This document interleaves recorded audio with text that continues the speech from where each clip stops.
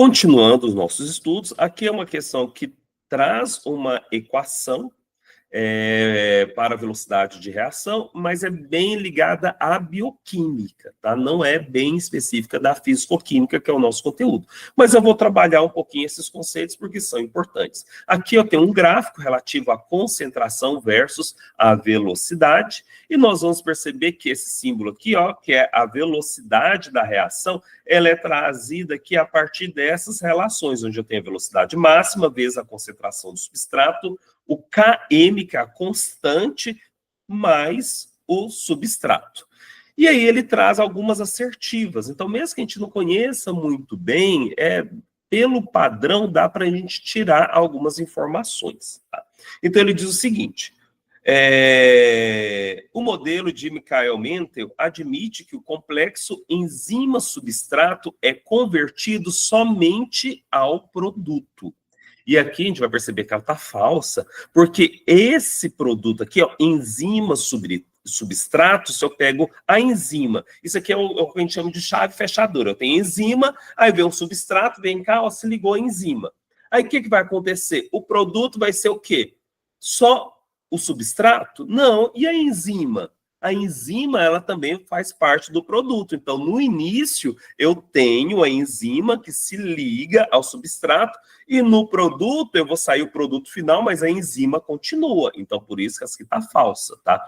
Então, vai sair, por isso que eu não posso afirmar que sai somente produto. Vai sair o produto, mais a enzima que vai se ligar com o outro substrato, gerando novos produtos. Então, falsa.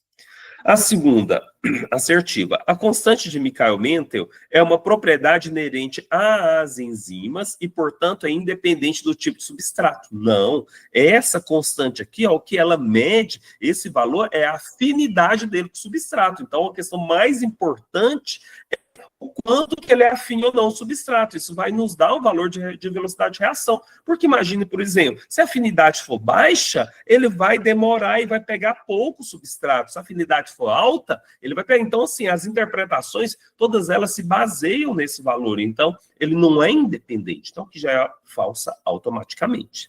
Já a 3, o modelo de Michael-Mentel supõe a existência de equilíbrio entre enzima-substrato e o complexo enzima-substrato. Então, vamos tentar entender essa relação aqui.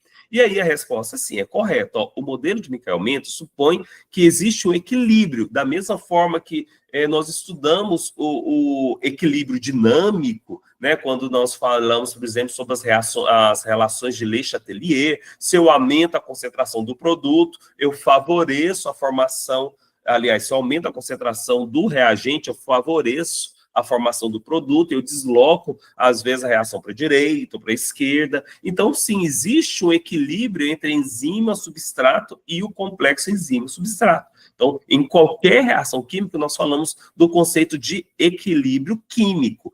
Para enzima-substrato, da mesma forma. Então, aqui, essa assertiva é correta.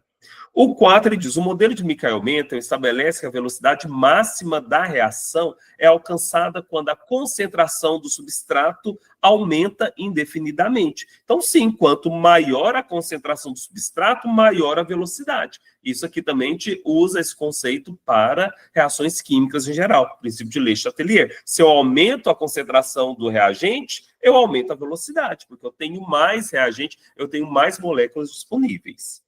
Já a 5, ele diz: a constante de Michael-Mentel é definida como a concentração do substrato, então, concentração do substrato, a qual corresponde a uma velocidade igual à metade da velocidade máxima. Então, aqui já é uma questão um pouquinho mais complicada, mas ela está correta, é uma definição, tá, que a gente estuda lá em bioquímica. Então, essa aqui realmente acaba que iria atrapalhar bastante. Tá? E o correto, então, seria 3, 4 e 5.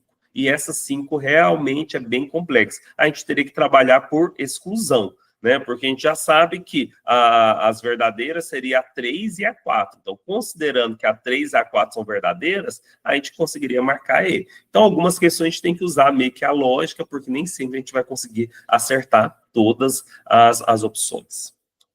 E uma